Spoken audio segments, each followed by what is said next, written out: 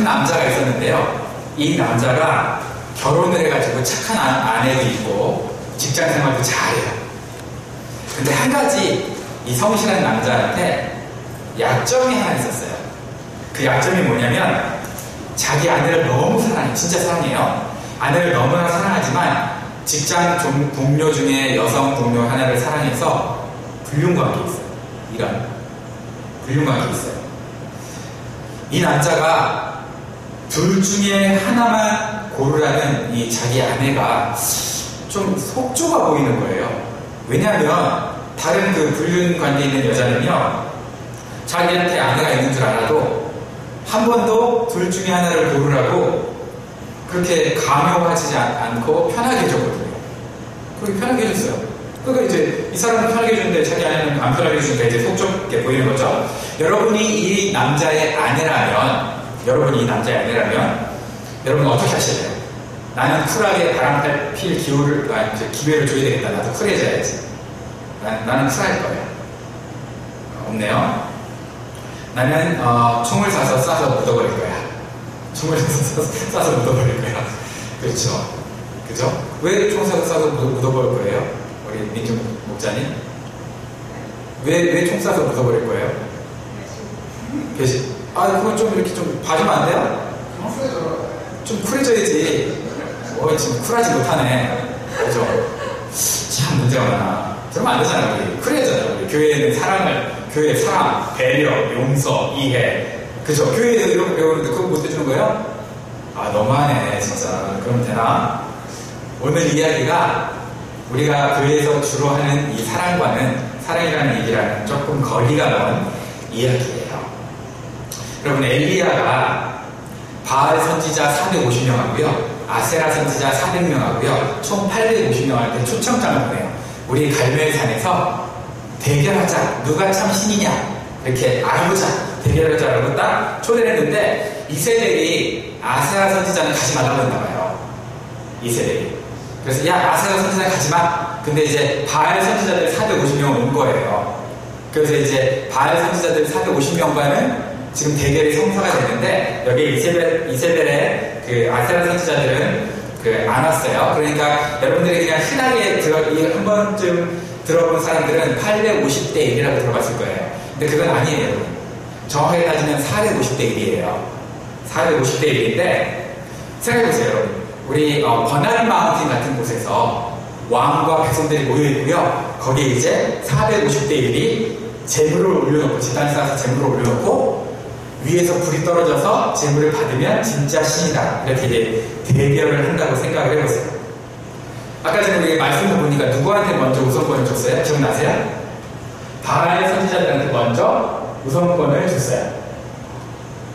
자, 내가 할게요. 너무 많죠? 제가 보니까 바알 선지자들한테 우선권을 먼저 줬어요. 근데 바알 선지자들이 이제 어떻게 해요? 막 용 쓰죠. 막 바알이라고 용 쓰는데 용 쓰니까 뭐 하늘에서 용이 내려왔죠. 그래서 용용 죽겠지 뭐 이렇죠. 안 그랬어요, 여러분? 안 그랬어. 용 썼는데도 대답이 없어요. 그러니까 이제 엘리야가 어떻게 얘기했어요? 니네 신이 묵상을 하고 있나 보다. 아니면 자나 보다. 아니면 출장 중이냐? 외출 중이냐? 이렇게 이제 비아냥을 조롱을 했어요. 근데 이게 그 남의 종교를 조롱하는 그렇게 생각하지 마세요. 그게 아니라 평상시에 바알 선지자들이 그 복지 같은 걸 받고요. 예언 같은 거 해주잖아요. 근데 응답이 안 된다고 사람들이 화를 내서 오잖아요. 그러면 이제 어떻게 얘기했을까요? 야야야. 바알이 잠깐 자고 있었어. 다시 하자. 이런 식으로 얘기한 거예요. 바알이 잠깐 다른 사람 도와주느라고 출장 중이었어. 이런 식으로 얘기하니까 그걸 이제 평상시에 엘리야가 알았잖아요. 엘리야가 아니까 그 사람들이 핑계대는 걸 가지고 이제 이렇게 그 생각나게 해가지고 그 사람들의 잘못된 거를 이렇게 들춰내는 거예요. 사실 그런 거예요. 비아냥거리는 게 아니라. 그렇게 이제 그런 식으로 조롱을 한 건데요. 바알 선지자들의 그런 노력에도 불구하고 지금 응답이 있어요, 안 있어요? 실패로 돌아갔죠. 그죠? 실패로 돌아가니까 이제는 엘리야 차례예요. 엘리야가 어떻게 했냐면 먼저 제단을 수축을 해요. 제단을 수축하고 그 위에 재물을 놓고 제단을 수축할 때 돌 몇 개를 갖고 와요? 12개를 갖고 와요. 12개를 갖고 와서 쌓거든요. 12개는 뭐냐면 이스라엘 12지파를 의미하는 거예요. 그래서 여러분 재단에 12개, 그냥 재단 12개 안 해도 되잖아요. 지금 이 일은 어디서 일어나는 거냐면 북이스라엘에서 일어나는 일이거든요. 그러니까 그런 일이면 몇 개만 해야 되냐면 10개만 해야 돼요. 네, 북이스라엘 백성들 10개 백성들이 모여 살거든요. 근데 10개 아니고 12개를 했어요. 그리고 물도 부어요. 그 위에 몇 번 부어요? 12번. 세 번씩 크게 붓는데 네 동이를 3번씩 붓는 거니까 총 12바구니를 붓는 거죠. 그래서 이제 막 흥건하게 세아라 그러는데 세아는 뭐냐면은 원세아가 한 7.5리터? 7.7리터 뭐 이래요. 그러니까 한 15리터 정도 막 흥건하게 이제 있는 거예요, 주변에. 그렇게 만들어 놓고 이제 기도하는 거예요. 그러면 여러분 10이라는 숫자가 뭐냐면 이스라엘의 완전수잖아요. 여러분들 예배 드릴 때도 여러분들 가운데 누가 빠지면 될까요, 안 될까요? 그럼 완전 예배가 아닌 거예요. 공동체 예배이기 때문에.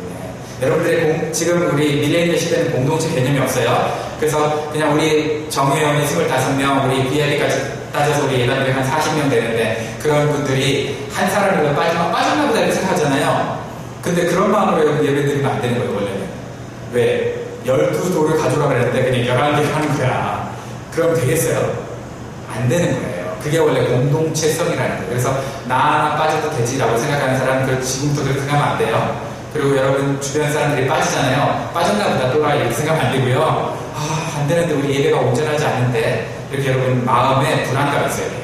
그 사람을 역사를 씹어서라도 데리고 와야 되는 거예요. 알겠죠? 어쨌든 그렇게 해서 제단을 수축을 했어요. 그리고 물을 부었어요. 여러분 3년간 가뭄이었어요. 여러분 오늘 이 본문에는 안 나와 있지만 3년간 가뭄이었거든요. 3년간 가뭄이었으면 물이 귀할까요? 안 귀할까요?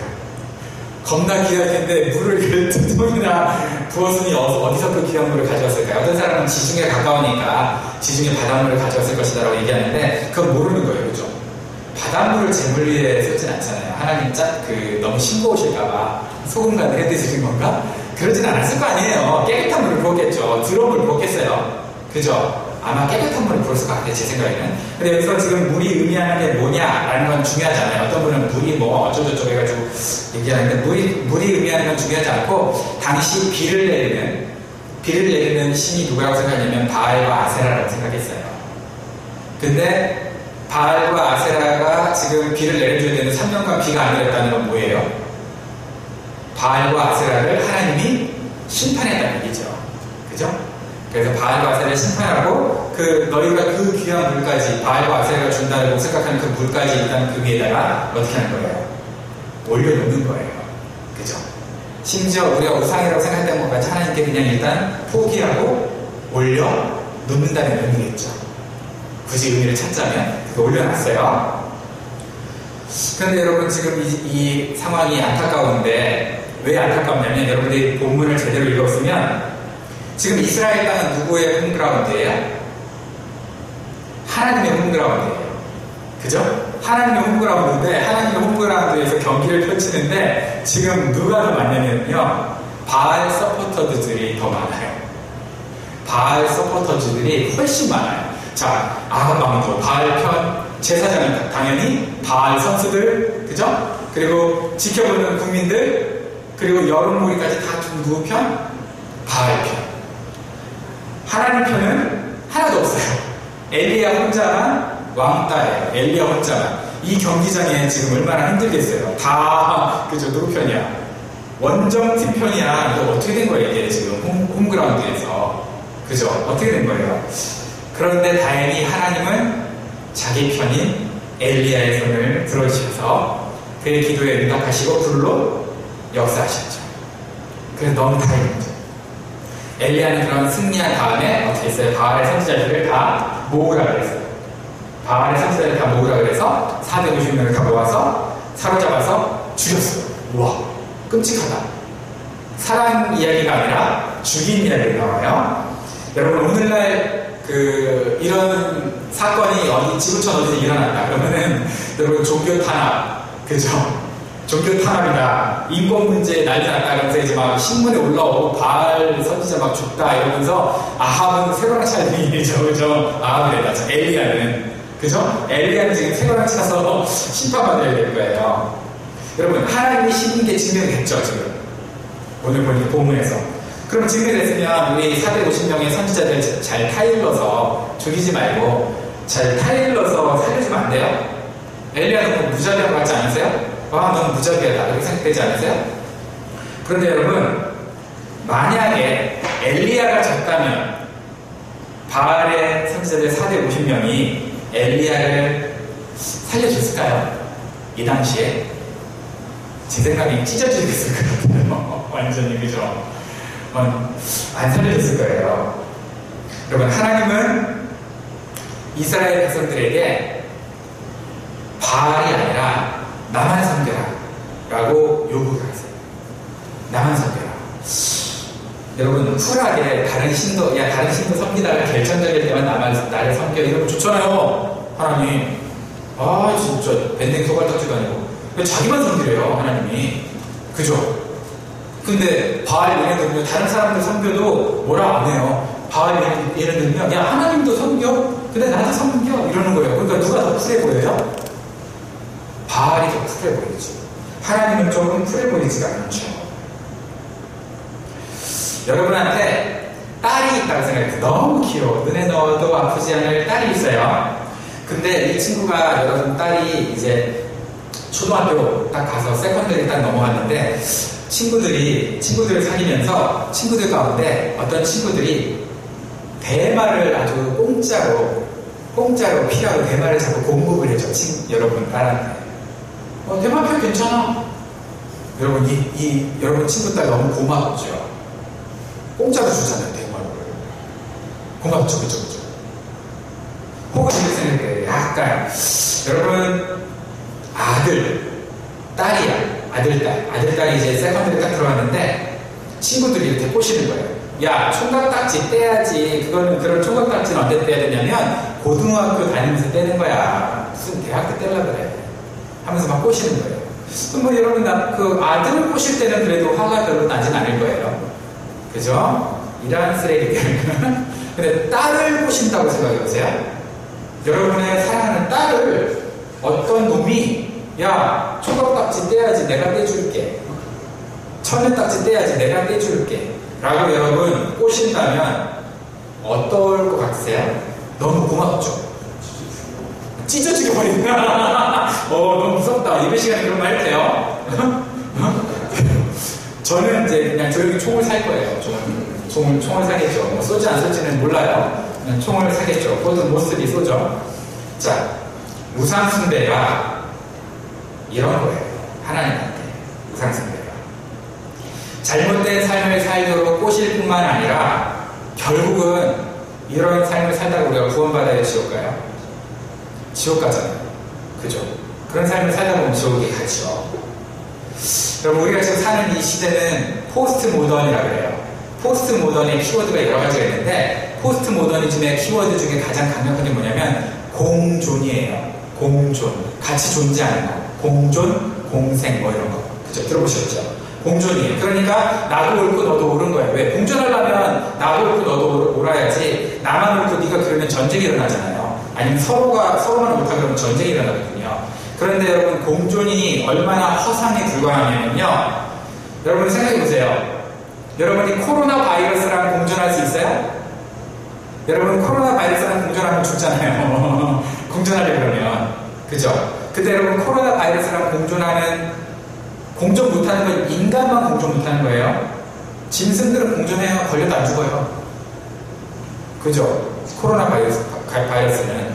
그런 식으로 따지면 사람과만 공존 못하는 이 코로나 바이러스가 나쁜 거예요? 좋은 거예요? 모르는 거죠, 우리는 그거는. 우리한테만 나쁜 거지. 환경보호 차원에서 좋다고 말하는 사람들도 있어요. 인류가 확 줄어야 된다고. 이런 것들. 그죠? 그런 사람들도 있어요, 진짜로. 환경보호자들, 그런 사람들도 있어요. 자, 마찬가지예요. 여러분, 배우자 공유할 수 있어요, 없어요? 쿨하게 공유하면 안 돼요? 공유할 수 있어요, 없어요? 못하죠. 여러분, 영적인 거, 진리인 거, 참사랑인 거, 이런 것들은 더더욱 공유할 수 없는 게 있어요. 공유할 수 없는 게 있는데 공유할 수 없다고 말하는 게 편협하다고 얘기하면 여러분 그거 안 되는 거예요. 여러분, 하나님과 바알을 동시에 섬기려는 자세를 갖고 있었던 백성들이 오늘 여기 있었던 거예요. 그런 백성들 앞에서 하나님이냐 바알이냐라고 얘기하는 거예요. 그러면 목사님, 타종교인들을 그럼 무조건 죽이라는 얘기예요? 내가 그런 말 했어요. 아니에요. 타종교인들을 우리는 인격적으로 존중해줘야 돼요. 제가 말하면 인격적으로 존중하는 거예요. 여러분, 신앙적으로 그분들의 신앙을 내가 흡수하면 안 된다는 거예요. 인격적으로, 인간으로 존중하지만 신앙적인 차원에서 내 신앙을 그분들과 섞는 것을 뭐라고 생각하냐면 하나님은요, 영적인 불륜이라고 생각해요. 하나님이 영적인 불륜이라고 생각하시는 거예요. 여러분, 신앙의 지조를 지키는 것은 편협한 게 아니에요. 신앙 지조 지키는 게 편협해요, 여러분? 요즘은 신앙 지조 지키는 걸 편협하다고 잘못 오해하고 있어요. 영적 불륜에 빠지면 어떤 현상이 일어나냐면요, 둘 사이에서 머뭇거리는 거예요. 머뭇거리는 거예요. 머뭇거린다는 것은 어떤 뜻이냐면 절뚝거린다는 얘기거든요. 절뚝. 그게 머뭇거리는 거예요. 그런데 26절에 보면은요, 이 머뭇이랑 똑같은 단어로 어떻게 해석했냐면 바알 앞에서 뛰놀더라 라고 얘기했어요. 머뭇거리는데 뛰놀더라. 자, 엘리야는 그래도 백성들을 혼내기는 싫어서 혼내긴 혼냈어요. 그러나 너무 정죄하기 싫어서 니네 왜 머뭇거리냐라고 얘기했는데, 하나님 볼 때는요, 머뭇이라는 단어를 통해서 어떻게 생각하는 거예요? 야, 니네 바알 앞에서 뛰노네. 바알 앞에서 뛰는다고 생각하는 거예요. 하나님은 서원에서 똑같은 단어를 어떻게 해석해요? 엘리야는 하나님은 뛰놀더라 라고 하고 있는 거죠. 여러분, 바알 편에서 뛰놀면서 자기는 나는 바알 편 선 적이 없어요, 난 세상 편 들어준 적이 없는데 라고 하는 사람들이 간혹 있어요. 여러분, 아합은요, 엘리야한테 별명을 지었는데 어떻게 얘기했냐면 이스라엘을 괴롭게 하는 자라고 했어요.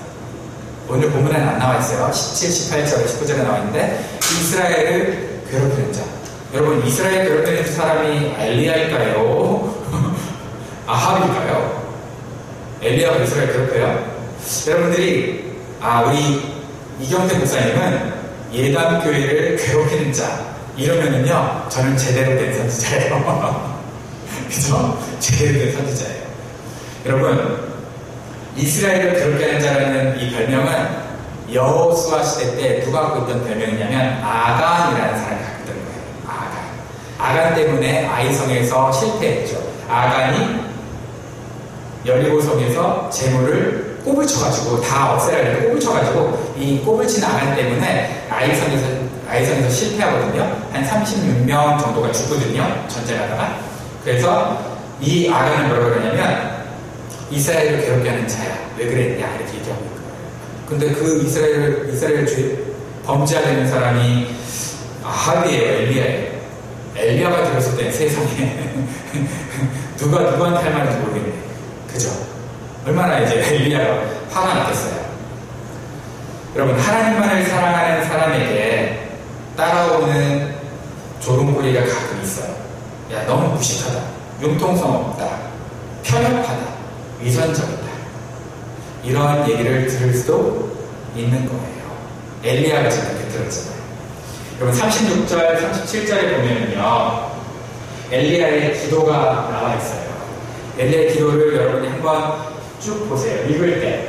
자, 특히 37절 제가 한번 읽어볼게요. 여호와여, 내게 응답하옵소서, 내게 응답하옵소서. 이 백성에게 주 여호와는 하나님이신 것과 주는 그들의 마음을 되돌이키심을 알게 하옵소서.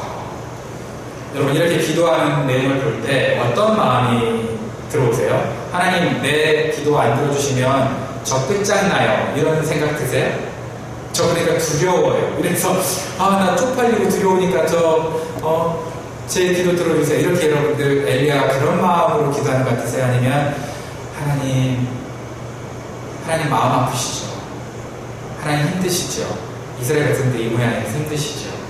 그런 마음이 여러분 드세요? 어떤 마음이 드세요? 저는요, 두려움보다는, 자기가 죽을까봐 두려움보다는 하나님 마음 아픔을 공감하고 있다고 느껴졌어요.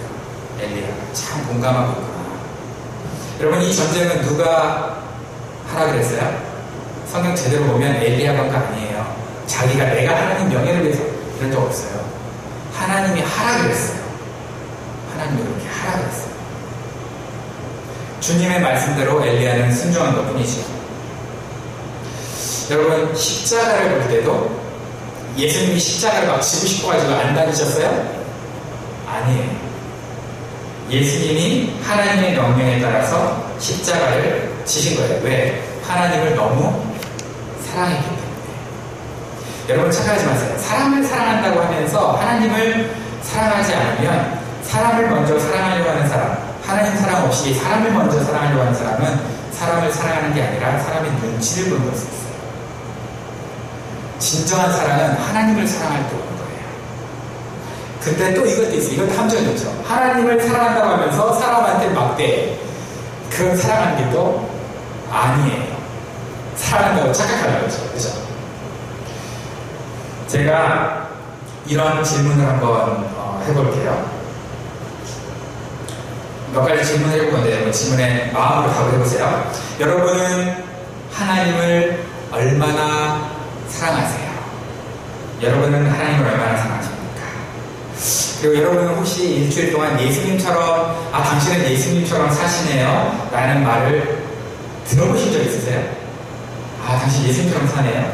아니면 여러분들이 예수님처럼 살려면 살겠다고 결단했을 때 가장 먼저 내 삶 가운데 없어지는 습관, 내가 예수님처럼 살겠다고 결단했을 때 야, 예수님 사람 이건 없애야지 라는 그런 거. 아니면 여러분들이 어떤 사람이 하나님께 막 헌신하는 것을 봤어.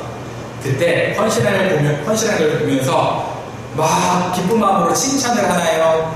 어디까지 하나 보자 라고 언제까지 하나 보자 라고 여러분 깎아내리려고 하나요? 아니면 여러분이 좀 그래도 믿음의 용기를 가지고 헌신을 좀 했어. 헌신을 했는데 다른 예당 식구들은 헌신을 안 해. 여러분은 좀 헌신을 했는데 그랬을 때 여러분이 한 그 헌신이 졸라 아깝나요? 아니면은 그래도 여러분들이 자랑스럽게 헌신을 할 거예요? 어떠세요? 나는 헌신하는데 다른 사람 안 하니까 에이 나도 안 해. 뭐 이러시나요? 아닌가요? 여러분. 자, 결정적인 질문 한번 해볼게요. 여러분 일주일 동안 하나님 사랑합니다 라는 고백을 몇 번 해보셨어요? 나는 하나님 사랑합니다 고백을 5번 이상 했다. 일주일 동안 5번 이상 했다. 이렇게 많이 안 했어요? 전 되게 많이 했어요. 하나님 사랑합니다. 왜? 설교할 때 질문하려면 내가 많이 했다 해야 될 거 아니야. 그죠? 하나님 사랑합니다. 하나님 사랑합니다. 전 엄청 많이 했어요. 하나님 사랑합니다. 여러분 세상에 여러분이 어떤 사람으로 기억되고 싶으세요? 네, 세상은 그냥 그렇다 진짜 세상으로 기억 못할 수 있으니까. 그러면 여러분이 천국 갔을 때 어떤 사람으로 여러분은 어떤 삶을 살았다고 알려질 것 같으세요? 너는 어떤 삶을 살았구나라고 알려질 것 같으세요? 어떨 것 같으세요? 가족이나 친한 사람한테 한번 이렇게 물어보세요. 저도 한번 물어봤거든요. 이렇게 한번 물어보세요. 야, 너가 나를 지켜볼 때 나는 하나님을 사랑하는 것 같아? 너가 나를 지켜볼 때 나는 하나님 정말 사랑하는 것 같아? 라고 한번 물어보세요. 지금 여러분 부부끼리 한번 물어봐도 되고요. 아니면 옆에 있는 사람한테 물어봐도 돼요. 네가 나를 볼 때 나는 하나님 사랑하는 것 같아? 그럼 웃기네. 이러세요? 아니면 사랑하는 것 같아? 그럴 것 같으세요? 제가 이제 저희 딸한테 제가 설교 준비하는데 이제 딸이 옆에 있길래 딸한테 물어봤어요. 하은이 생각할 때 아빠는 우리 하나님을 엄청 사랑하는 것 같아? 그랬더니 그런 것 같대요. 그런 것 같다 그러더라고요. 다행히 잘 살았죠. 그죠? 그래서 그런 것 같은데 그러면 뭘 보고 그렇게 했어? 그랬더니 아빠가 평상시에 하나님이랑 대화하는 거 그리고 하나님이랑 장난치는 거 보면은 하나님이랑 굉장히 저는 예배 시간에만 장난치는 게 아니에요. 내 삶 자체가 장난이에요. 그러니까 저 평상시 하나님이랑 장난 엄청 많이 치거든요. 그래서 하나님이랑 아빠랑 대화하거나 살아가는 모습을 보면 아빠는 어쨌든 하나님이랑 엄청 친한 것 같다고 그러더라고요. 엄청 다행이죠. 여러분 모태신앙인 경우가 아니라면 바른 신앙을 가지려다가 여러분이 약간 율법적이어야 될 필요가 있어요. 오해하지 말고 들으세요. 여러분이 모태신앙이 아닌 경우는 중간에 예수 믿었다 그러면 내가 잘못된 걸로 갔잖아요. 그러다 예수 믿었기 때문에 이 사람 성향적으로 어떻게 가야 되냐면 극단적으로 가는 게 맞아요. 그래서 율법적으로 어느 정도 삶을 살려고 하는 그런 자세가 생겨요. 만약에 여러분의 그런 자세가 안 생기잖아요. 그러면은 여러분 조금 조심해야 될 수도 있어요. 왜냐하면 이런 말이 있거든요. 제가 읽어드릴게요. 맹목적이다라는 손가락질과 욕을 먹어본 적이 없는 사람은 어쩌면 복음을 제대로 이해한 적이 없는 사람일 수도 있다라고 얘기했어요. 맹목적이라는 욕을 먹어본 적이 없는 사람이라면, 예를 들어서 손가락질 당하고 비판당하고 그런 사람이 그런 삶을 살아보지 않았다면 당신이 정말 복음을 제대로 이해하지 못한 것일 수도 있다라는 말이 있어요. 무서운 말이죠. 좀 무서운 말이에요. 서신서는요, 우리가 아는 신약의 서신서는요, 예수님을 믿고 삶이 변화된 사람들에 대한 경고로 쓰여졌어요. 무슨 얘기냐? 잘 들으세요. 서신서는 예수님을 믿고 삶이 변화된 사람들을 위한 경고였다는 얘기는 이 사람들이 예수님 믿고 삶이 어떻게 됐다는 거예요. 갑자기 세상이랑 완전 180도 달라버리는, 완전 그냥 막 나가는 그런 삶을 살았다는 거죠. 영적으로 막 나가는. 무슨 얘기인지 아시겠죠? 그전에는 세상적으로 막 나가다가 이걸 완전히 똥처럼 여기고 영적으로 막 나가다 보니까 다른 사람들이 봤을 때 이 사람들의 삶을 어떻게 본 거예요? 너무 레디컬하게 본 거예요. 그러니까 그렇게 레디컬하게 살아버리면 전도가 될까요? 안 될까요? 안 되니까 그 서신서가 그걸 어떻게 했어요? 조율을 하려고. 그죠?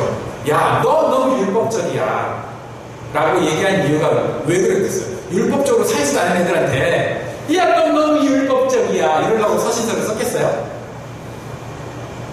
머리가 있으면 생각을 해보세요. 그죠? 우리처럼 밀레니얼처럼 대강 지가 그냥 우상이고 자기 중심적이고 자기 행복을 최고로 생각하는 사람들한테 야, 너 너무 율법적이야 이러려고 모태서신을 썼겠냐고요. 생각을 좀 해보라고요. 아니라고요. 여러분, 예수님을 믿으며 하나님 뜻대로 살려고 그러잖아요. 그러면 초기에는요, 내가 거룩하지도 않은데 거룩한 삶을 따라하려고 하다 보니까 막 몸에 익힌 거룩한 척 하면서 율법주의로 치우칠 수밖에 없어요. 그럼 자기만 그러면 되는데 이제 자기는 어느 정도 되는 것 같으면 또 그렇게 안 사는 사람들 어떻게 해요? 손가락질해요. 그죠? 그렇게 사는 거예요. 여러분, 자기가 율법주의적인 생각으로 자기 자신을 훈련하는 거는 경건한 거예요. 그런데 자기도 못 살면서 다른 사람을 손가락질할 일이 뭐예요? 그게 율법주의인 거죠. 그죠? 자기도 그렇게 못 살면서. 여러분, 그래서 성경에 보면은요, 뭐라고 얘기하고 있느냐? 야, 율법에서 좀 벗어나서 자유케 하는 영의, 하나님의 영의 사랑에 좀 감동을 받아라 라고 얘기하고 있는 거예요. 그죠? 그래서 성경이 그런 거죠. 우리처럼 내가 좋은 대로 사는 사람들한테 야, 너 너무 율법적인데? It doesn't make sense. 그죠? 그런 거예요. 자, 그래서 구약에는 뭐라고 써있어요? 구약에도 은혜가 있어요. 근데 우리가 구약 했을 땐 율법. 아, 그래서 우리가 먼저 율법을 접해야 되는구나. 예수님이 먼저 돌아가신 다음에 우리가 율법을 지은 게 아니잖아요. 그래서 율법을 좀 알고 그 다음에 다시 참 자유의 예수님을 알게 되는 그런 신약 구약의 순서가, 구약 신약의 순서가 그런 이유가 아닐까 그렇게 말하시는 분도 있어요. 여러분, 그래서 너무 율법적이었던 사람 중에 한 사람이 있어요. 그 우르의 아들이라고요. 야고보와 요한이 있는데 이 사람들은 우르의 아들이라고 했어요. 왜 우르의 아들이라냐면 예수님이랑 같이 가는데 마음에 안 드는 사람이 있으면 뭐라고 했냐면 예수님, 저 새끼들 하늘에서 벼랑 내려가지고 죽여버릴까요? 태워버릴까요? 이렇게 얘기한 거예요. 그 예수님이 등에 식은땀 나는 거죠. 이것들이 뭐 하는 거야 말하면서. 그죠? 가다가 자기 우리 마음에 안 들면 다 죽여버리자는 거예요. 얼마나 식은땀 나겠어 등에. 우리 교회에 이런 사람 하나 있잖아요. 그죠? 박모 씨한테 뭐 경호라고 있어요. 이 사람이 이제 삶이 엄청 변했어요. 그죠? 여러분, 우리의 아들 요한이요. 우리의 아들 요한이 삶이 바뀌어가지고 나중에 사랑의 사도가 돼요. 사랑의 사도. 여러분, 우리 경호 목사님을 볼 때 저는 이 사랑의 사도 박경호 이럴 거라고 저는 믿어보고 싶지 않아요. 얼마나, 아직은 뭐 시작도 안 보이죠? 아직 안 보이는데 뭐 요한이 그랬겠어요? 처음부터 시작 보였겠어요? 똑같죠. 그런 거예요.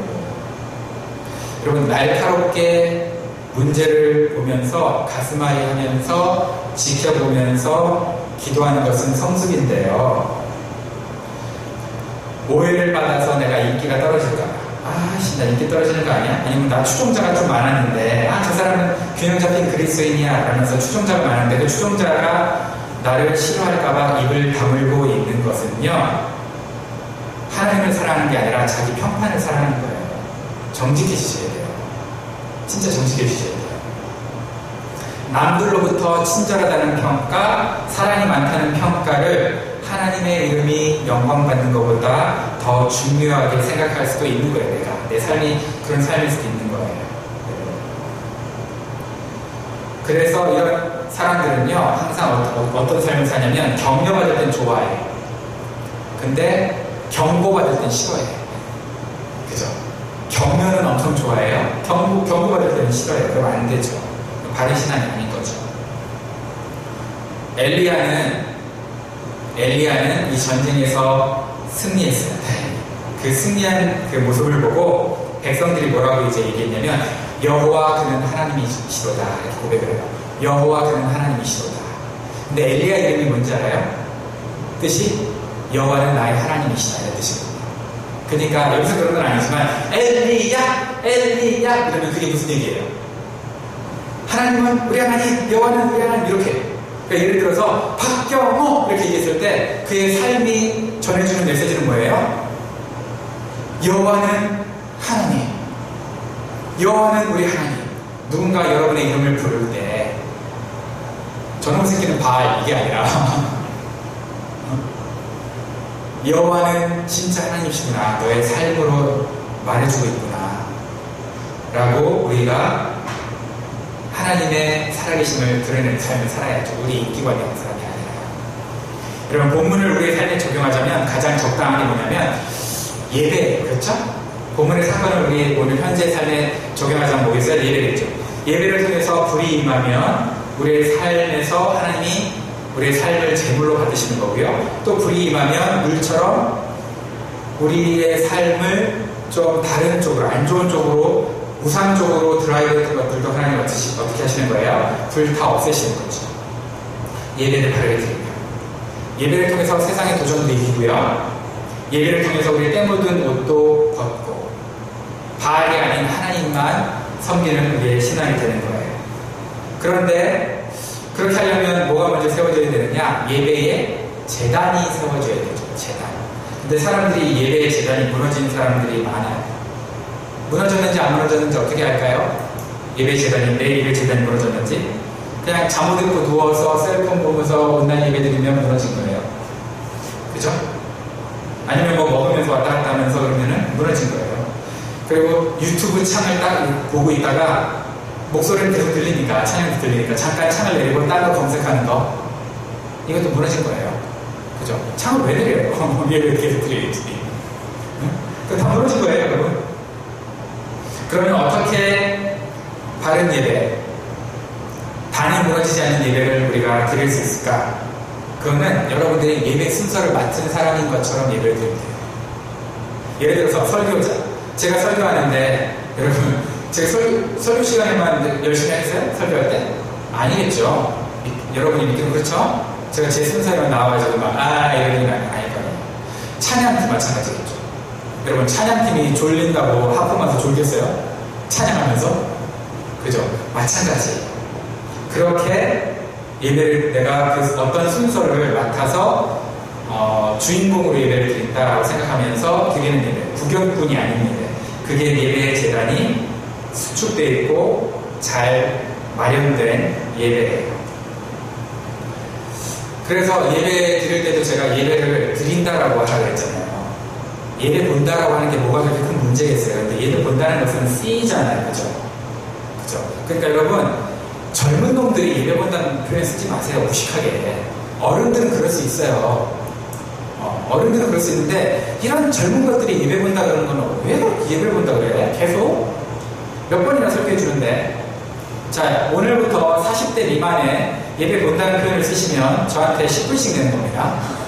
알겠죠? 오늘부터 40대 미만에서. 그 이상은 입에 배서 안 고쳐지는 분들이 있어요. 그죠? 그건 어쩔 수 없죠. 자, 어쨌든 그래서 예배 순서를 여러분들이 드린다. 내가 순서를 맡고 있다라고 생각하면서 여러분 예배 드리면 되고요. 그런 마음으로 예배 드릴 때 예배 재단이 먼저 이렇게 잘 수축되어 있는 거예요. 그래서 예배를 여러분 미리 준비하세요. 미리 준비하시고요. 예배 준비는 언제부터 하는 걸까요? 토요일 밤부터 하는 거예요. 오늘 예배를 정상적으로 드리려면 어제 일찍 자야 돼요. 보고 싶은 유튜브 그냥 단숨에 끊어야 돼요. 영화 한 번 보고 스트레스 날리고 자고 싶은데 그래도 그냥 자야 돼요. 그렇게 자야 돼요. 취미생활 밤늦게 취미생활 다 끊고 그냥 일찍 자야 돼요. 그리고 5분 전에는 저희가 항상 유튜브를 연결해 드니까 5분 전에는 어떻게 해요? 접속을 해야 돼요. 접속해서 기도하고 또 오늘 본문에 뭔지 말씀도 한번 읽어보고 그죠? 그렇게 하면서 또 헌금도 하고 그렇게 여러분들이 하는 게 기도하는 게 예배를 준비하는 거예요. 그리고 여러분 예배 드릴 여러분을 위해서 기도하고 말씀을 전할 저를 위해서 기도해야 돼요. 여러분 제가 설교는 항상 3장밖에 준비 안 해요. 근데 3장이면 옛날에 제가 드렸던 옛날에 섬겼던 부사역을 섬겼던 교회들에서는요 15분 안에 끝나요 설교가. 근데 우리 예단께서는 30분을 넘겨요. 항상 왜 그런지 모르겠어요. 30분을 넘는단 말이에요. 그러니까 여러분 저를 위해서 기도해 주세요. 우리 목사님이 15분간에 끝날 설교를 그래도 25분에 끝나게 해달라고 여러분 기도하세요. 저도 그렇게 하려고 노력을 해요. 25분 안에 끝내려고 노력하거든요. 그래서 제가 오늘부터는 다른 외부 강사들이 오시면 20분 안에 끝내도록 할 테니까 그렇게 해서 왜냐하면 설교가 길다고 은혜가 그런 건 아니더라고요. 그러니까 그죠? 저를 봐도 돼요. 그래서 제가 그렇게 할 테니까 여러분들은 저를 위해서 설교자를 위해서 기도하세요. 기도할 때 예배 분위기가 성령 충만해서 우리 자꾸 설득시키려고 에너지 쓰느라 예배 시간이 길어지지 않게 하나님 도와주세요. 이렇게 여러분 기도하세요. 알겠죠? 그거 꼭 기도하세요. 자, 예배 여러분 재단을 여러분들이 이제 수축하는 겁니다. 그리고 예배를 제대로 드리는 겁니다. 우리 삶의 예배에 대해서 최근에 저도 그렇고 여러분이 여러 목사님들이 오셔서 얘기를 해주셨어요. 근데 생각해보세요. 삶의 예배를 드리는 거 맞는 거죠? 틀렸다는 얘기 아니에요. 그런데 여러분 착각하고 있는 게 있어요. 여러분 흑과배로 가요. 삶의 예배를 제대로 드려야 되겠다 생각하니까 주일 예배를 엉망으로 드리는 거. 여러분 주일 예배를 엉망으로 드리면서 삶의 예배를 제대로 드릴 수 있을까요? 없을까요? 주일 예배를 율법을 초월하는 사랑으로 드리지 못하는데 삶의 예배에서 율법을 초월하는 사랑으로 삶의 예배 드릴 거라고 착각하지 마세요. 주일 예배에 생명을 걸지 않는 사람이 삶의 예배에 생명 걸 수 없습니다. 상식적으로 그렇잖아요. 상식적으로. 우리 목회자들이 얘기하는 이유는 뭐냐면 주일 예배는 생명 걸며 드리면서 왜 삶은 그 모양입니까? 라고 그런 차원에서 우리가 얘기하는 거지. 그런 사람들한테 얘기하는 거지. 삶을 무너진 재단에서 드리는 분들에게 삶이 된다.